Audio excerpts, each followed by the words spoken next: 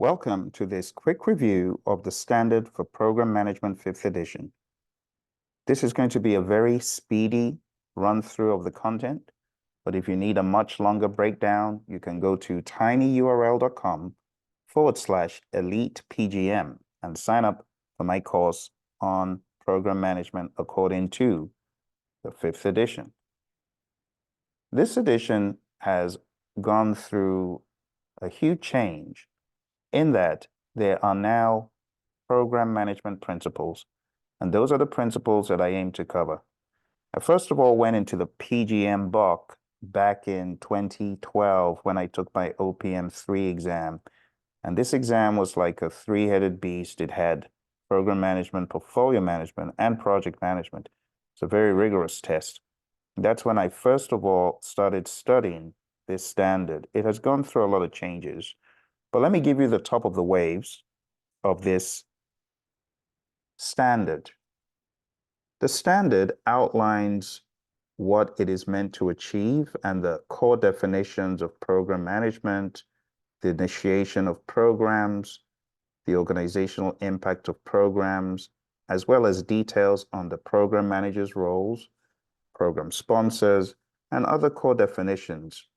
Going straight into the principles, the first principle is about stakeholders, and it focuses on involving those affected by the program.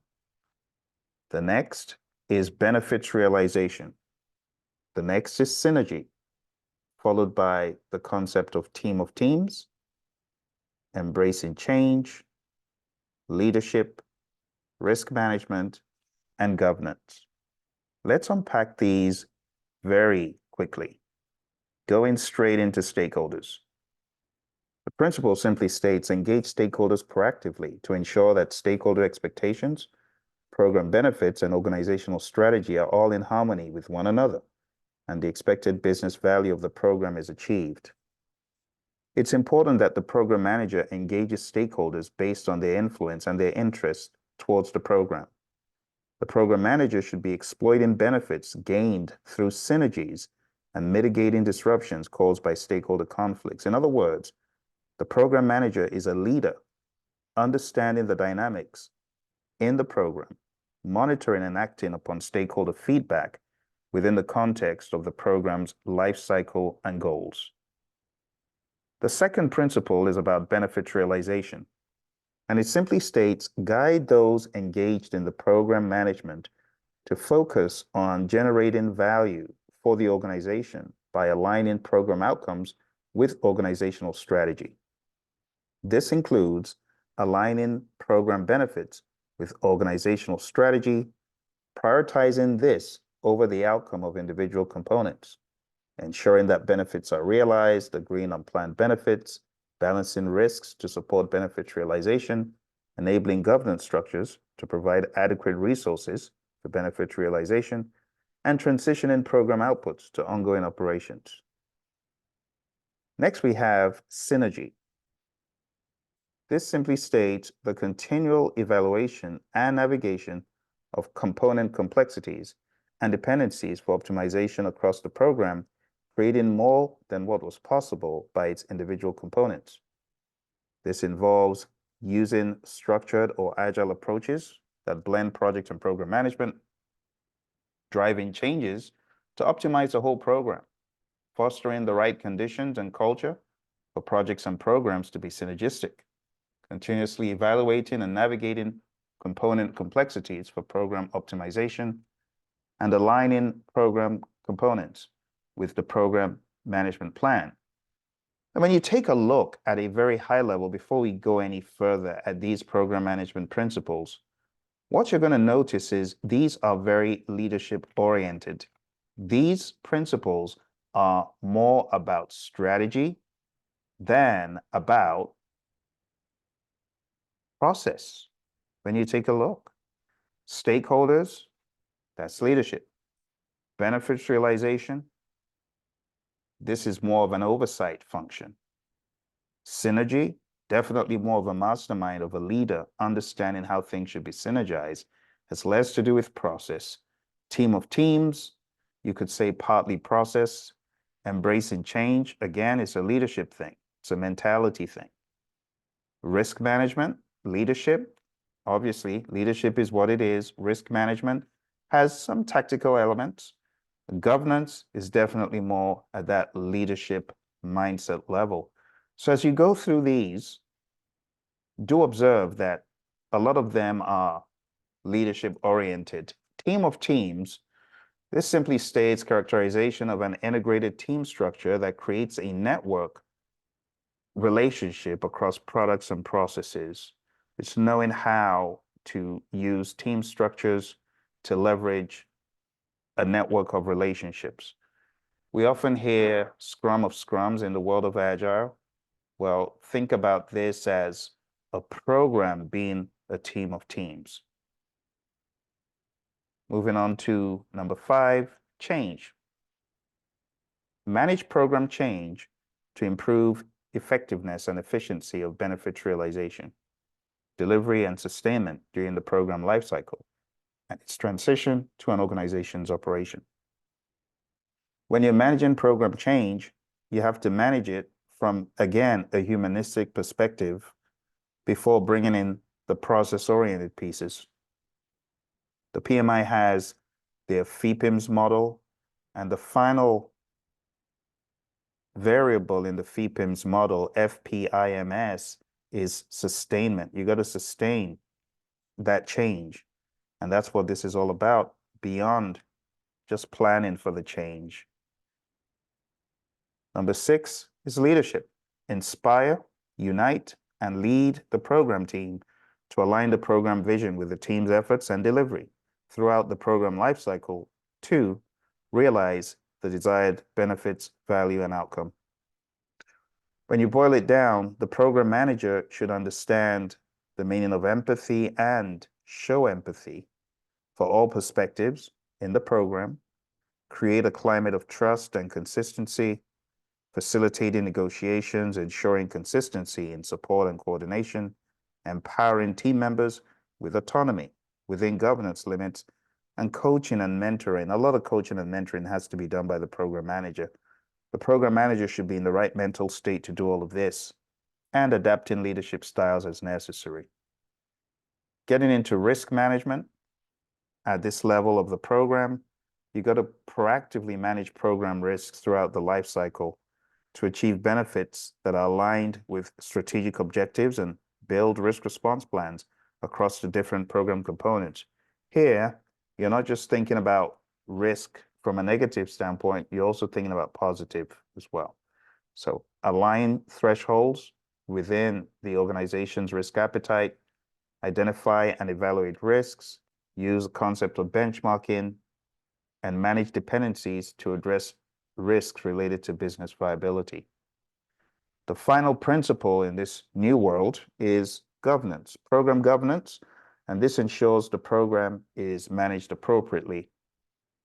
The governance principle really makes you put on the hat of someone who is ensuring transparency, responsibility, accountability, sustainability, and fairness.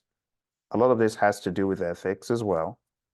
It has to do with efficiency too. So aligning with policy, oversight, control, and decision-making, adhering to organizational practices, managing issues and risks, overseeing program changes, and standardizing any practices at the project level, and right-sizing governance for the program's needs. So at that super high level, my friends, you can see what this is.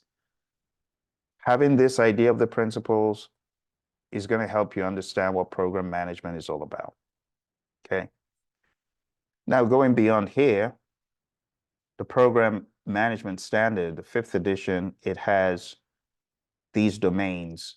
And I coined a very interesting mnemonic, get a big soda pop cola, and it just stands for governance, alignment, benefits, stakeholder, program lifecycle, and the cola just stands for collaboration.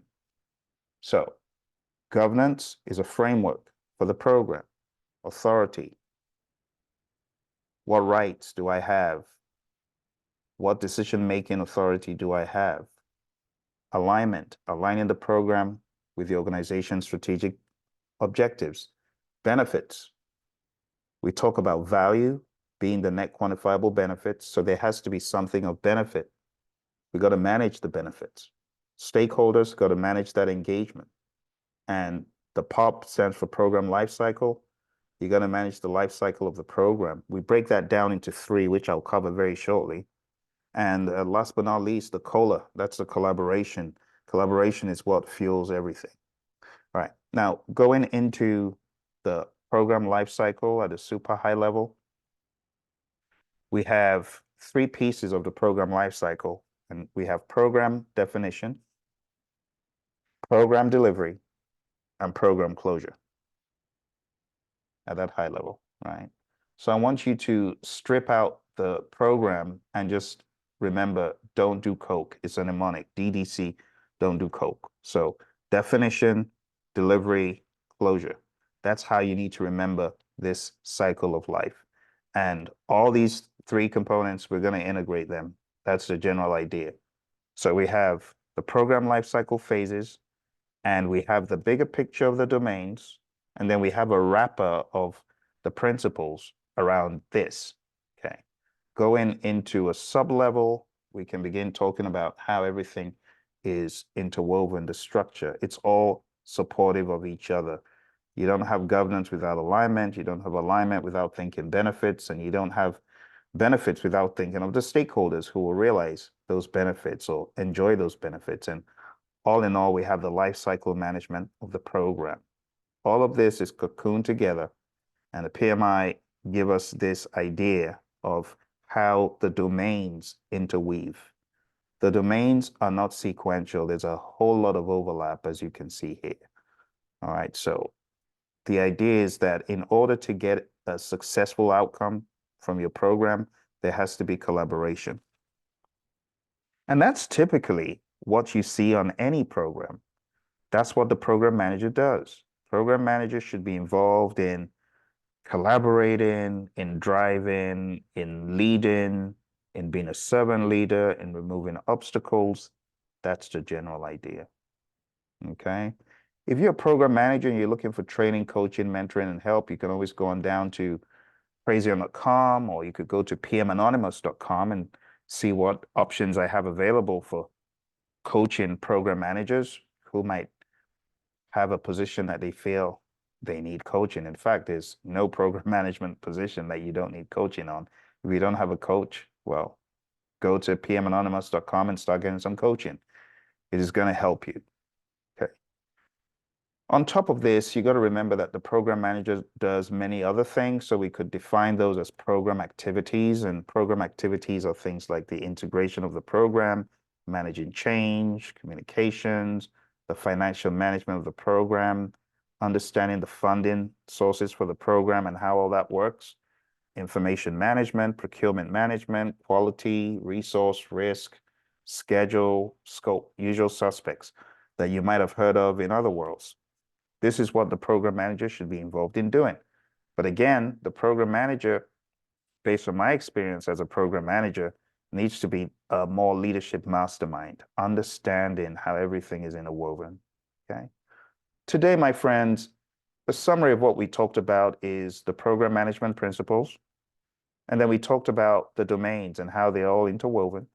And then I gave you a quick idea of the structure and how collaboration fuels everything. We talked about the DDC mnemonic for the program lifecycle phases. And then I told you that the program lifecycle is just one tiny component of the bigger picture of program management, but it's within the program lifecycle that we get involved in carrying out program activities. Many of these may be familiar to you from a previous life, okay? If you're looking for training, coaching, and mentoring, you know where to go. If you want my bigger review of all of this stuff, go on down to tinyurl.com/elite PGM. I wish all of you the very best in your program management. And for those of you who are taking the PGMP exam, well, this is a good primer to help you. Keep your eye on this piece for the PGMP exam, because this is where it gets deeper and grimier. The principles is a good mindset to have, but you got to look under the hood to get into all of these pieces, and those they go into a lot of depth in the PGM book 5th edition. Now, the exam has not officially changed to reflect this edition, but it will in the future. Okay. So I would advise, if you need a more comprehensive review of the principles, again, going down to tinyurl.com/elite PGM. All the very best, my friends. Thank you. Bye for now.